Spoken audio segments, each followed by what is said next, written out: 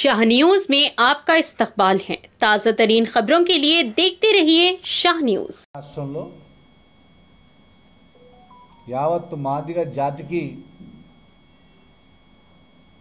గొప్ప సువర్ణాక్షరాలతో రాసుకోదగ్గ పండుగ దినంగా దీన్ని కాంగ్రెస్ పార్టీ అభివర్ణిస్తూ ఉంది. గత 50 సంవత్సరాల నుంచి కూడా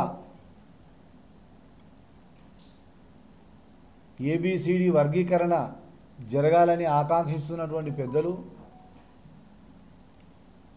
పోరాడి ఒక 2 తరాలు 3 తరాలు వెళ్ళిపోయినాయి.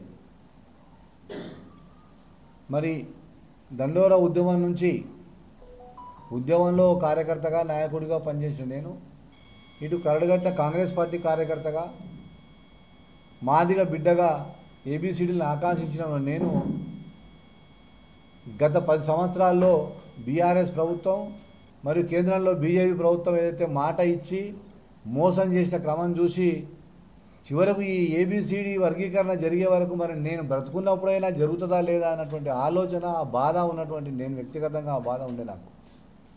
కానీ ఇవాళ మన ప్రియతమ నాయకుడు గౌరవ ముఖ్యమంత్రి రేవంత్ రెడ్డి గారి నాయకత్వంలో వారు మొదటి నుంచి కూడా ఈ దళితులలో సమానత్వం కొరకు, ఈ ఏబిసిడీల కొరకు వారు కమిట్మెంట్తో ఉన్నటువంటి వ్యక్తిగా ఇవాళ అధికారంలోకి వచ్చిన తర్వాత వారిచ్చిన మాట ప్రకారం అసలు ప్రత్యేకమైన చొరవ తీసుకొని వారు మరియు ఉప ముఖ్యమంత్రి గారు బట్టి విక్రమార్క గారు మరియు దామోదర రాజనరసింహ గారు ముగ్గురు కూడా మరి కూలంకషంగా దీన్ని ఎట్లా సాధించగలమని ఆలోచన చేసి వారి కుశాగ్ర బుద్ధితో ఒక సీనియర్ న్యాయవాదిని ఈ రాష్ట్రం తరఫుకెళ్ళి ప్రభుత్వం తరఫుకెళ్ళి మరి సుప్రీంకోర్టులో నియమించి అక్కడ వాదనలు వినిపించి ఆ వాదనలు ఆ కేసు నడిచినన్ని రోజులు పెద్దలు దామోదర రాజనరసింహ గారు స్వయంగా వారు సుప్రీంకోర్టుకు వెళ్ళడం జరిగింది. ఒకరోజు న్యాయవాదిని నియమించే క్రమంలో వారితో పాటు నేను కూడా ఢిల్లీలో ఉండడం జరిగింది.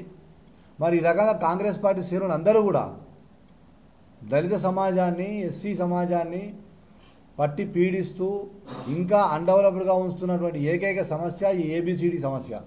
దీన్ని శాశ్వతంగా పరిష్కారం చేయాలని చెప్పి పనిచేసినటువంటి పార్టీ కాంగ్రెస్ పార్టీ. ఇచ్చిన మాట ప్రకారం కట్టుబడి ఉండి మరి కాంగ్రెస్ పార్టీ మాట ఇస్తే మాట తప్పదు, మనమ తిప్పదు అన్నట్టుగా మరొకసారి ఈరోజు సుప్రీంకోర్టులో ప్రత్యేకంగా న్యాయవాదిని నియమించుకొని వాదనలు వినిపించి ఇవాళ అనుకూలంగా ఈ ఏబిసిడీలు చేసేటటువంటి హక్కును, అధికారాన్ని రాష్ట్రాలకే ఇస్తూ ఈరోజు సుప్రీంకోర్టు ఏదైతే తీర్పిచ్చిందో ఆ తీర్పు వెనకాల ఈ రాష్ట్ర ప్రభుత్వం తరపున, ఈ రాష్ట్రంలో ఉన్నటువంటి మాదిగ జాతి తరపున ఇవాళనే గర్వంగా చెప్తా ఉన్న ఒక మాదిగ బిడ్డగా ఇవాళ మాకందరికి కూడా కులపెద్దగా ఇవాళ రేవంత్ రెడ్డి గారు నిలబడాలని చెప్పడానికి నేను ఏమాత్రం సంకోచించడం లేదు.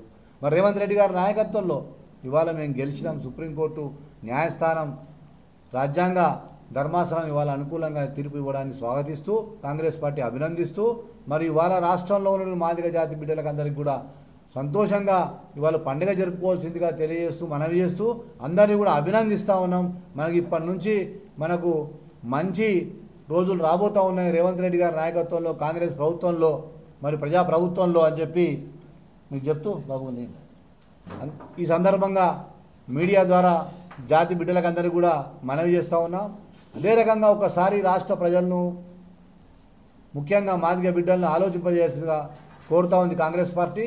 ఇవాళ తీర్పు వచ్చిన సందర్భంలో మరి అసెంబ్లీలో ముఖ్యమంత్రి గారు సుప్రీంకోర్టు తీర్పును స్వాగతిస్తూ అభినందిస్తూ మాదిగ జాతికి అభినందనలు తెలియజేస్తూ మరి ఈ తీర్పును ఈ దేశంలోనే అన్ని రాష్ట్రాల కన్నా ముందు తెలంగాణ ప్రభుత్వం ముందు మేమే దీన్ని అవలంబిస్తాము, దీన్ని అమలు చేస్తామని చెప్పి చెప్తుంటే ఈ విషయాన్ని, ఈ ప్రభుత్వం యొక్క మెసేజ్ను మాదిగ జాతికి పోకుండా అసెంబ్లీలో నానా గందరగోళం చేసి గగ్గోలు పెట్టి డిస్టర్బ్ చేసి ఈ ఏబిసిడి వర్గీకరణ చర్చనే జరగనీయకుండా చేసినటువంటి కుట్రదారులు, మోసపూరితలు, దొంగలు, మోసగాళ్ళు ఇవాళ బీఆర్ఎస్ వాళ్ళని చెప్పి ఇవాళ తేలితెల్లమైంది.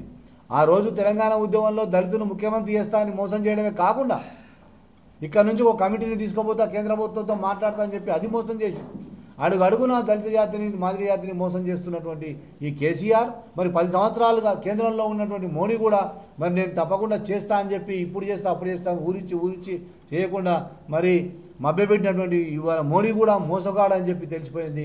జాతిని నమ్ముకొని జాతికి ఇచ్చిన మాట ప్రకారం నిలబడి మాటకు కట్టుబడి ఉండి ఎన్ని కష్టాలైనా ఎన్ని అయినా ఎదురొచ్చి మన కొరకు పాటుపడ్డదంటే రమేష్ దా ఏకైక వ్యక్తి ఇవాళ ఈ రాష్ట్రంలో ఈ దేశ చరిత్రలో ఉన్నది ఎవరైనా ఉన్నారంటే ఇవాళ రేవంత్ రెడ్డి గారు, తెలంగాణ ముఖ్యమంత్రి రేవంత్ రెడ్డి గారు మరి కాంగ్రెస్ పార్టీ నాయకుడు అని చెప్పి ఈ సందర్భంగా రాష్ట్ర ప్రజలందరికీ తెలియజేస్తూ ఉన్నాం. ఇవాళ ఈ సంతోషించే విషయమే కాకుండా మేము కూడా ఊహించలేదు ముఖ్యమంత్రి గారు ఇంత మరి 100% మాకు అనుకూలంగా ఉంటాడు అనుకుంటే మరి 1000% స్పందిస్తూ ఇప్పుడు ఆన్గోయింగ్ ఏవైతే రిక్రూట్మెంట్స్ ఉన్నాయో, ఆన్గోయింగ్ ఏవైతే నోటిఫికేషన్స్ ఉన్నాయో వాటిల్లో కూడా ఏబిసిడీలో నేను వర్తింపజేస్తానని చెప్పడం చాలా గొప్ప విషయం. మరొక్కసారి నేను ఇవాళ అది అసెంబ్లీలో వారి స్పీచ్ చూస్తూ ఉంటే నిజంగా ఒకవేళ ఆ స్థానంలో బాబాసాహెబ్ అంబేద్కర్ గారు, ఆ స్థానంలో బాబు జగజ్జీవన్ రామ్ గారు ఉంటే కనుక ఇట్లే అంటుండేనేమో అని అనిపించింది నాకు. నిజంగా ఇవాళ తెలంగాణ మాదిగ సమాజం అంతా గర్వించదగ్గ విషయం, సంతోషంగా పండుగలు జరుపుకోవాల్సిన విషయం. కాంగ్రెస్ పార్టీ ఏదైనా జాతికి ఒక మాట ఇస్తే ఆ మాట కట్టుబడి ఉంటుంది, ఆ మాట నిలబెట్టుకుంటుంది. ఎందుకు అధికారం లేనకున్నా కూడా 10 సంవత్సరాల పోరాటంలో మన జిల్లా ముద్దుబిడ్డ సోదరుడు సంపత్ కుమార్ గారు శాసనసభ్యులుగా ఉన్నప్పుడు ఇదే రేవంత్ రెడ్డి గారు, సంపత్ కుమార్ గారు ఇదే ఏబీసీలో కొట్లాడితే అసెంబ్లీ నుంచి వాళ్ళను బహిష్కరించినటువంటి సంఘటన ఈ సందర్భంగా జ్ఞాపకం చేస్తూ ఉన్నాం.